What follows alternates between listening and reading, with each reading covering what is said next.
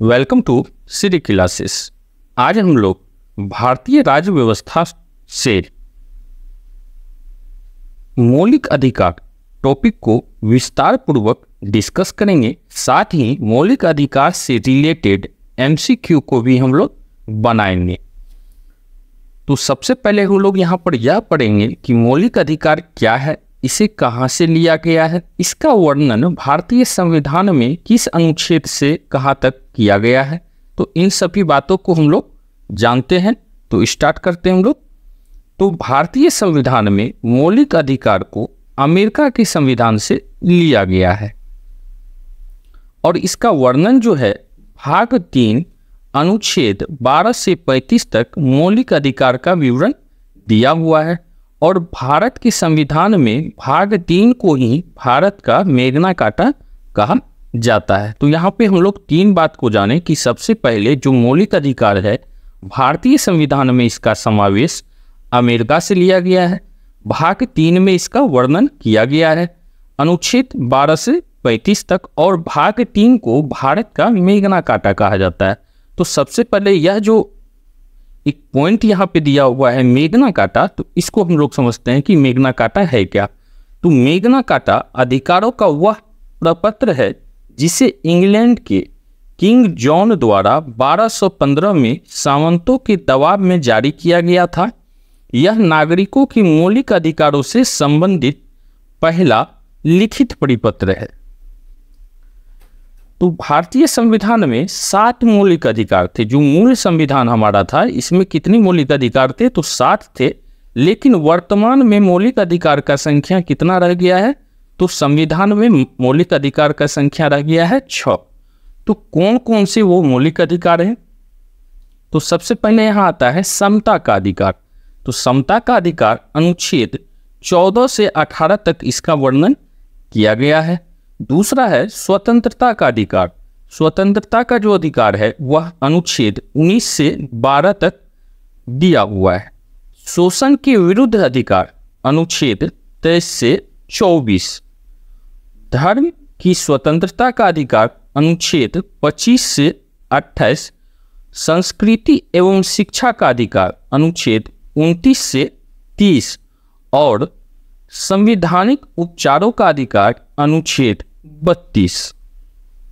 तो अब देखिए यहाँ पर कि हम लोग को कितने तरह का स्वतंत्रता प्राप्त किया गया है। तो 3 तरह का स्वतंत्रता प्राप्त किया गया है। अब इसके विषय में हम लोग विस्तार पूर्वक और कुछ शॉर्ट के माध्यम से ही इसको हम लोग पढ़ेंगे, फिर इससे रिलेटेड एमसीक्यू को भी सॉल्व करेंगे।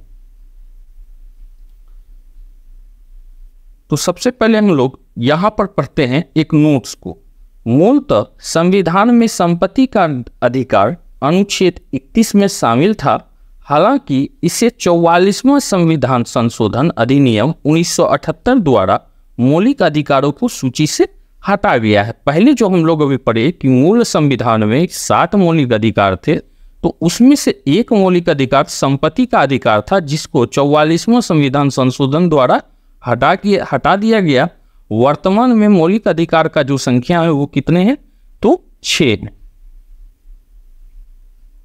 तो सबसे पहले हम लोग पढ़ेंगे समता या समानता का अधिकार। तो समता या समानता का अधिकार के तहत अनुच्छेद 14, 15, 16, 17 और 18 दिया हुआ है। तो इन 5 अनुच्छेद को हम लोग पढ़ते हैं और इसके विषय में समझते हैं। तो सबसे पहले है अनुच्छेद 14। तो अनुच्छेद 14 इसका अर्थ है विधि के समक्ष समानता। तो यहाँ पर होता है क्या कि राज्य किसी भी जो पब्लिक है या कोई भी नागरिक है, यह क्या है तो कानून के समक्ष सबको समान मान्यता है। किसी व्यक्ति विशेष को प्राधान्य यहाँ पर नहीं दर्शाया गया है। उसी तरह अनुच्छेद 15 है। तो अनुच्छेद 15 धर्म, नस्ल, जाति, लिंग या जन्म स्थान के आधार पर भेदभाव का निषेध। अर्थात राज्य जो है धर्म या नस्ल या जाति या लिंग, इस आधार पर राज्य किसी भी तरह का भेदभाव नहीं कर सकता है। अनुच्छेद 16। तो अनुच्छेद 16 है लोक नियोजन के विषय में अफसर की समानता। तो लोक नियोजन का विषय जैसे है, कोई जॉब है या कुछ भी है, तो इसमें क्या है, राज्य सभी नागरिकों को समान अवसर प्रदान करेगी। कुछ इसमें अपवाद है, जैसे क्या हो गए, तो अनुसूचित जाति या अनुसूचित जनजाति एवं पिछड़ा वर्ग, इसके लिए कुछ अपवाद दिए गए हैं। अनुच्छेद 17, अनुच्छेद 17 का अर्थ है अस्पृश्यता का अंत। और अनुच्छेद 18 का में वर्णन है उपाधियों का अंत। ठीक है, तो ये 5 जो है किस समता या समानता का अधिकार में है। अनुच्छेद 14 विधि के समक्ष समानता। ठीक है। अनुच्छेद 15 धर्म, नस्ल, जाति, लिंग या जन्म स्थान पर भेदभाव का निषेध। अनुच्छेद 16 लोक नियोजन के विषय में अवसर की समानता। अनुच्छेद 17 अस्पृश्यता का अंत और अनुच्छेद 18 उपाधियों का अंत। यहाँ पर एक नोट दिया हुआ है, भारत सरकार द्वारा भारत रत्न, पद्म विभूषण, पद्मश्री एवं सेना द्वारा परमवीर चक्र, वीर चक्र आदि पुरस्कार अनुच्छेद 18 के तहत दिए जाते हैं। तो यह पॉइंट VVI है कि जो भी भारत सरकार के द्वारा जो नागरिकों को जो प्रदान किया जाता है भारत रत्न, पद्म विभूषण या सेना के द्वारा जो परमवीर चक्र, महावीर चक्र जो दिए जाते हैं, यह अनुच्छेद 18 के तहत ही दिए जाते हैं। नेक्स्ट है हमारा स्वतंत्रता का अधिकार। अब स्वतंत्रता का अधिकार को हम लोग जानते हैं कि स्वतंत्रता के अधिकार के तहत इसमें जो है 7 तरह की स्वतंत्रता का उल्लेख था, लेकिन अब 6 है। तो सबसे पहले अनुच्छेद 19 को जानते हैं। तो अनुच्छेद 19 में वर्णन है, मूल संविधान में 7 तरह की स्वतंत्रता का उल्लेख है, जबकि अब कितने हैं, 6 तरह की स्वतंत्रता का वर्णन दिया हुआ है। अनुच्छेद 19A, अनुच्छेद 19A इसमें जो है बोलने की स्वतंत्रता है। अनुच्छेद 19 का B, इसमें जो है शांतिपूर्वक बिना हथियारों के एकत्रित होने और सभा करने की स्वतंत्रता का वर्णन किया गया है। अनुच्छेद 19C संघ बनाने की स्वतंत्रता का वर्णन दिया हुआ है। अनुच्छेद 19 का D देश के किसी भी क्षेत्र में आवागमन की स्वतंत्रता प्रदान किया गया है। अनुच्छेद 19 का E देश के किसी भी क्षेत्र में निवास करने और बसने की स्वतंत्रता दिया हुआ है। और अनुच्छेद 19 का G, इसमें जो है कोई भी व्यापार एवं जीविका चलाने की स्वतंत्रता दिया हुआ है। तो स्वतंत्रता का अधिकार के तहत हम लोग को 6 तरह का अधिकार प्रदान किया गया है, और यह अधिकार 19A से 19G के बीच का है। ठीक है, बीच में एक F हटा दिया गया है और रेस्ट जो है आपका सीक्वेंस में ही डाला हुआ है। बोलने की स्वतंत्रता 19A में, 19B में शांतिपूर्वक बिना हथियार के एकत्रित और सभा करने की स्वतंत्रता, 19C में है संघ बनाने की स्वतंत्रता, 19D में है देश के किसी भी क्षेत्र में आवागमन की स्वतंत्रता, और 19E में दिया हुआ है देश के किसी भी क्षेत्र में निवास करने एवं बसने की स्वतंत्रता, 19G में कोई भी व्यापार एवं जीविका चलाने की स्वतंत्रता। तो यहाँ पर जो है 19A जो दिया हुआ है, इसमें ही वर्णन किया गया है प्रेस की स्वतंत्रता का, जो बार बार एग्जाम में पूछा जाता है कि प्रेस की स्वतंत्रता का वर्णन अनुच्छेद किस में किया गया है। तो प्रेस की स्वतंत्रता का वर्णन अनुच्छेद 19 में किया गया है। अब अनुच्छेद 20, तो अनुच्छेद 20 में अपराधों के लिए दोष सिद्धि के संबंध में संरक्षण प्रदान किया गया है। अनुच्छेद 21 प्राण एवं दैहिक स्वतंत्रता का संरक्षण का वर्णन किया गया है। अनुच्छेद 21 का को निःशुल्क तथा अनिवार्य शिक्षा का वर्णन किया गया है कि 6 वर्ष से लेकर 14 वर्ष के बच्चे को निःशुल्क एवं अनिवार्य शिक्षा राज्य प्रदान करेगा। और अनुच्छेद 22, तो अनुच्छेद 22 में कुछ दशाओं में गिरफ्तारी और निरोध का संरक्षण किया गया है। तो अनुच्छेद 20 और 22 इसमें जो है अपराधों के लिए दोष सिद्धि के संबंध में संरक्षण है, और अनुच्छेद 22 में जो है कुछ दशाओं में गिरफ्तारी और निरोध के विषय में संरक्षण का वर्णन किया गया है। और अनुच्छेद 21 और 21 का क, इसमें जो है अनुच्छेद 21 में प्राण एवं दैहिक स्वतंत्रता का संरक्षण है, जबकि अनुच्छेद 21 का क जो है वो क्या है, तो निःशुल्क तथा अनिवार्य शिक्षा का वर्णन दिया हुआ है। अब हम लोग का तीसरा यहाँ से टॉपिक है शोषण के विरुद्ध अधिकार। तो शोषण के विरुद्ध अधिकार जो है इसके तहत दो अनुच्छेद है, अनुच्छेद 23 और 24। अनुच्छेद 23 में वर्णन है कि मानव के दुर्व्यवहार और बलात्कार पर प्रतिनिषेध, अर्थात कि मनुष्य का खरीद बिक्री इस टाइप का जो प्रथा था उसको क्या किया गया है, निषेध किया गया है। उसी तरह अनुच्छेद 24 में जो है बालकों का नियोजन में भी प्रतिनिषेध है कि जो टीनएजर बच्चा है उसको जो है किसी भी तरह का कारखाना या किसी में काम पर नहीं लगाया जाए। जो 6 से 14 वर्ष के भीतर का स्टूडेंट है या बच्चा है उसको क्या किया जाएगा, किसी भी कल कारखाने में जो है काम पर नहीं लगाया जाए। तो यह वर्णन है शोषण के विरुद्ध दिया हुआ है दो अनुच्छेद, अनुच्छेद 23 और 24, जिसमें कि अनुच्छेद 24 जो है यह बार बार एग्जाम में पूछा भी जाता है। नेक्स्ट हम लोग का है धार्मिक स्वतंत्रता का अधिकार। तो धार्मिक स्वतंत्रता का अधिकार के तहत 4 अनुच्छेद का वर्णन किया गया है, अनुच्छेद 25 से 28 तक। अब देखिए अनुच्छेद 25 जो है इसमें है अंतःकरण की और धर्म के आबद्ध रूप से माने आचरण और प्रचार करने की स्वतंत्रता का वर्णन दिया हुआ है। अर्थात यहाँ पर यह हो गया कि आप अपना धर्म को खुद मान सकते हैं और साथ इसका प्रचार प्रसार कर सकते हैं। अनुच्छेद 26 इसमें धार्मिक कार्यों के प्रबंध की स्वतंत्रता है। अनुच्छेद 27 राज्य किसी भी व्यक्ति को ऐसे कर देने के लिए बाध्य नहीं कर सकता है जिसकी आय किसी विशेष धर्म अथवा धार्मिक संप्रदाय की उन्नति या पोषण में व्यय करने के लिए विशेष रूप से निश्चित कर दी गई है। अनुच्छेद 28 तो अनुच्छेद 28 में राज्य विधि से पूर्णतः पोषित शिक्षा संस्थान में कोई धार्मिक शिक्षा नहीं दी जाएगी। ऐसी शिक्षण संस्था अपने विद्यार्थियों को किसी धार्मिक अनुष्ठान में भाग लेने या किसी धर्मोपदेश को बलात् सुनने हेतु बात नहीं कर सकता है।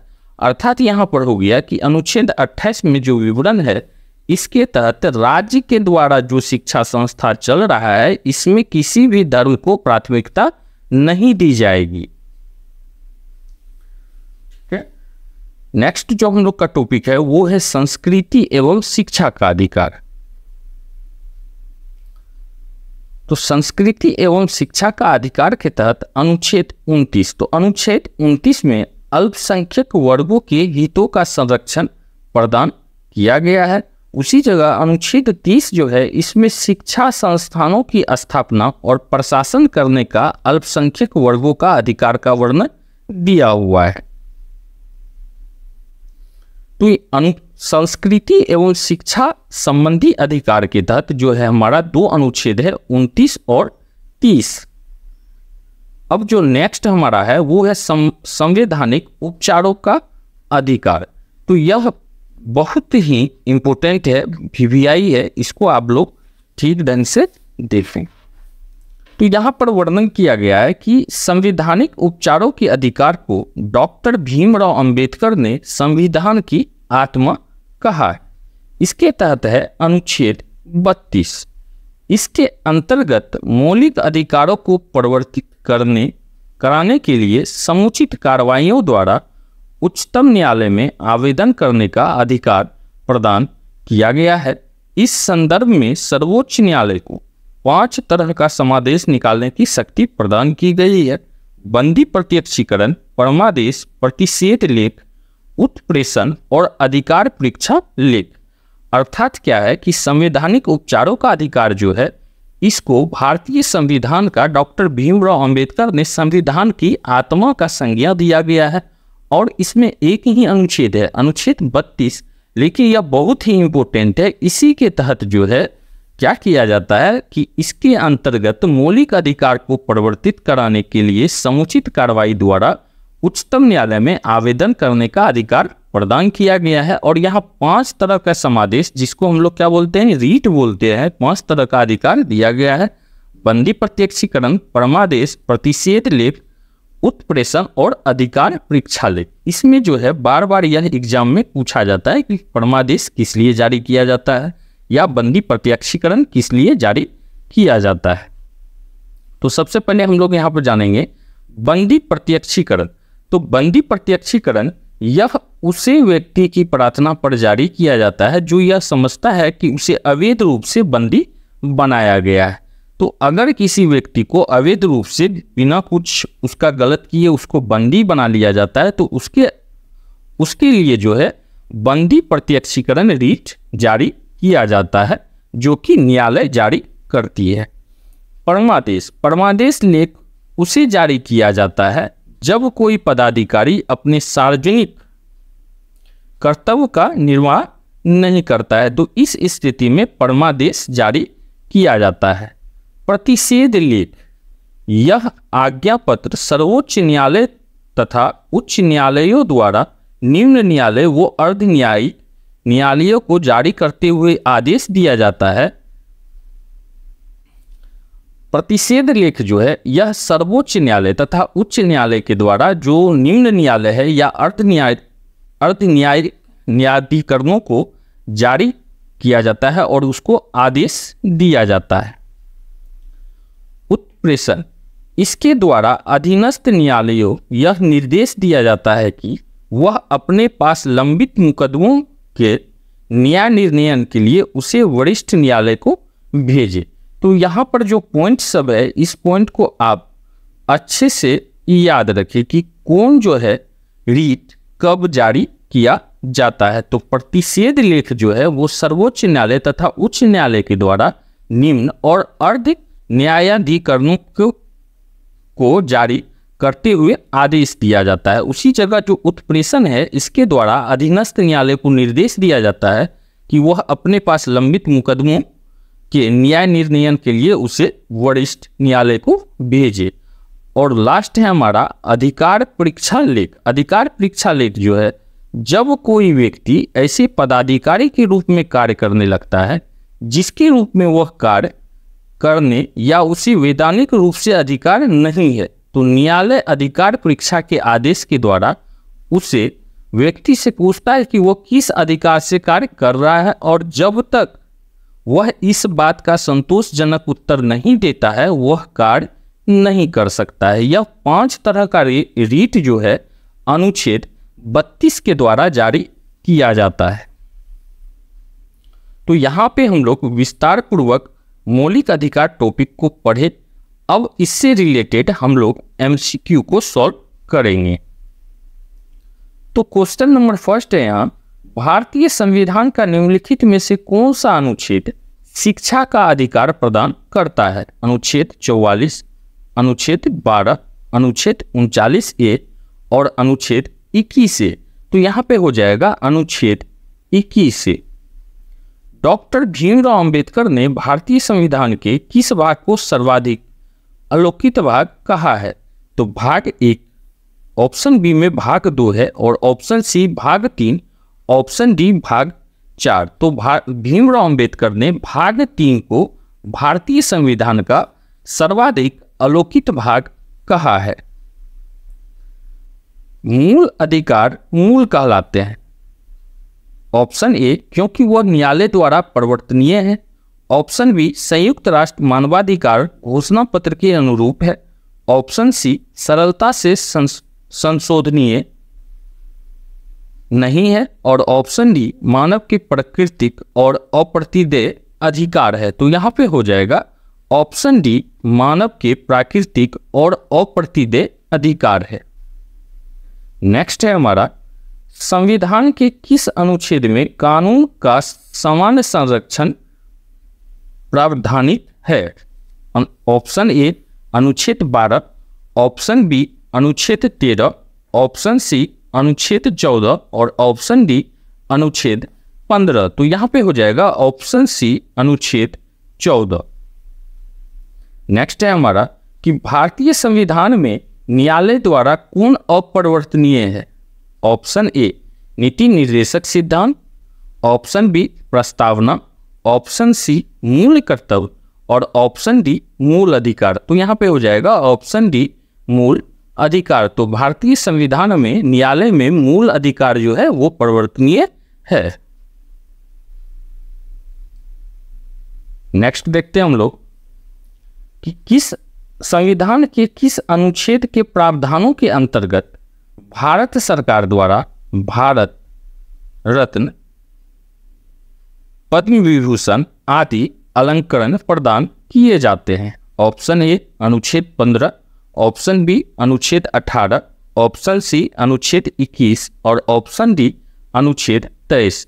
तो भारतीय संविधान में जो पुरस्कार दिए जाते हैं, भारत के द्वारा जो पुरस्कार दिए जाते हैं, भारत रत्न, पद्म विभूषण या पद्मश्री, और जो सेना के द्वारा पुरस्कार दिए जाते हैं, परमवीर चक्र, महावीर चक्र, यह सभी अनुच्छेद 18 के तहत दिए जाते हैं।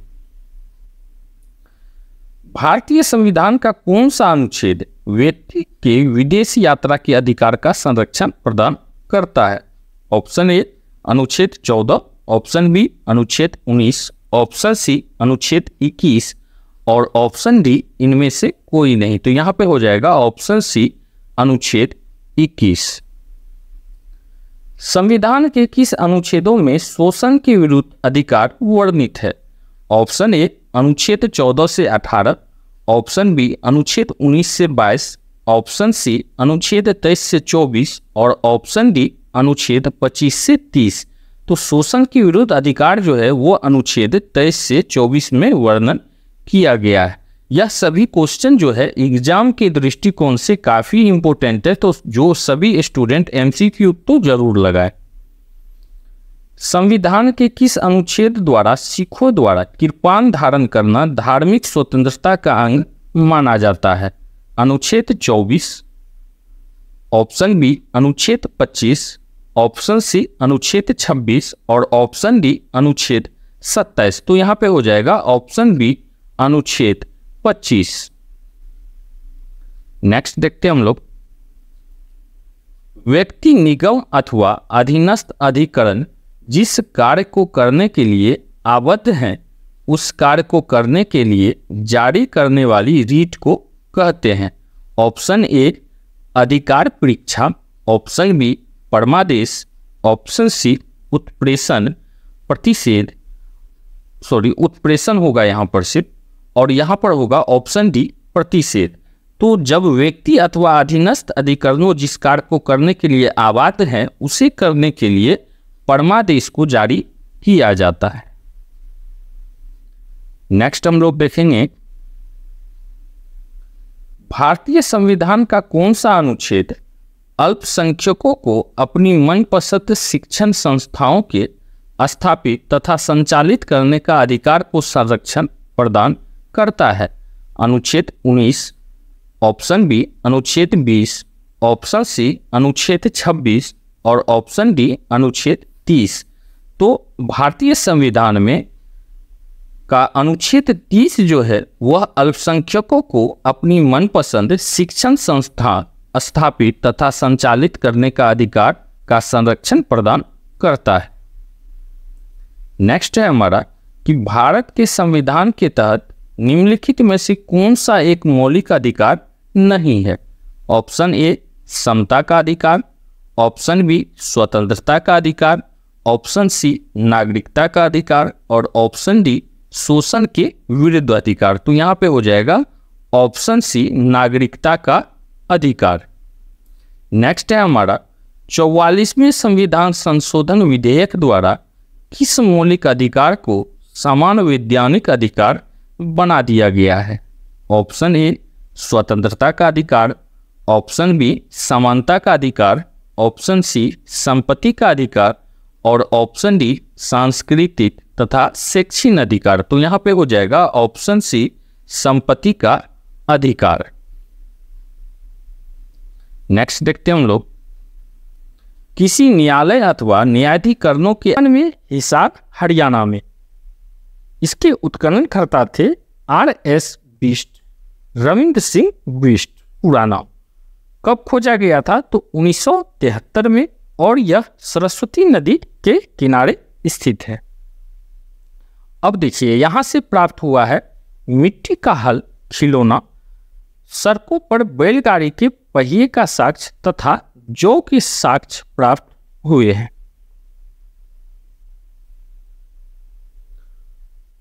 रोपड़, रूपनगर, पंजाब वर्तमान में, और इसके उत्खननकर्ता थे यज्ञदत्त शर्मा। उत्खनन का जो वर्ष था वो था 1955, और यह स्थित है सतलज नदी के किनारे। यहाँ से जो प्राप्त हुए हैं वो है तांबे की खुलाड़ी, मानव के साथ कुत्ते के दफनाने के साक्ष्य। रंगपुर, काठियावाड़, गुजरात में, वर्तमान में रंगपुर काठियावाड़ गुजरात में है, और इसके उत्खननकर्ता थे SR रॉ, और उत्खनन